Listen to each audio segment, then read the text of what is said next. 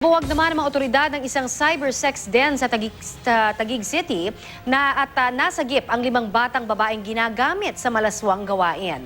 Balitang hatid ni John Consulta.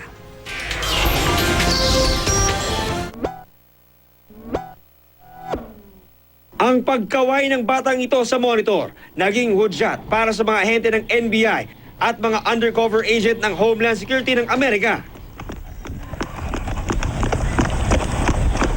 Agad nilang sinalakay ang barong-barong na ito sa isang depressed area sa Taguig City. 5 bata na nasa edad 5 hanggang 12 ang inabutan ng mga otoridad na ipapain sana sa cybersex operation. Sa masikip at mainit na kantong ito ng barong-barong na ito sa Taguig City, sinasagawa itong kanilang cybersex operation.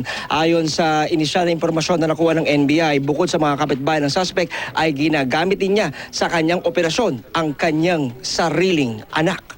Mali po yung ganitong paniniwala na para lamang mabuhay ay kailangan gumawa ng masama dahil marami naman po naghihirap pero nabubuhay sa maayos na pamamaraan. Sa tabi ng computer, nakita ang tumpok ng mga chichirya na ginagamit ng suspect para akitin ang mga musmus. Dumating ang mga magulang ng ilan sa mga bata. Napaiyak ang ilan, habang ang isa nagwala nang malaman ang pang-aabusong inaabot ng kanilang anak.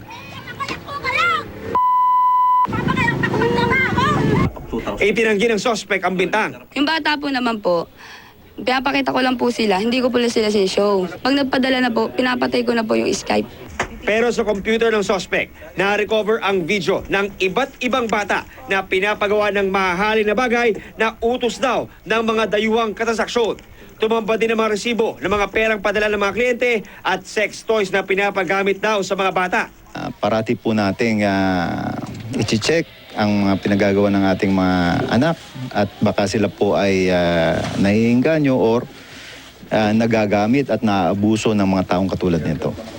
Nasa Department of Social Welfare and Development na mga biktima para sa kaukulang psychotherapy at counseling. John Consulta, GMA News.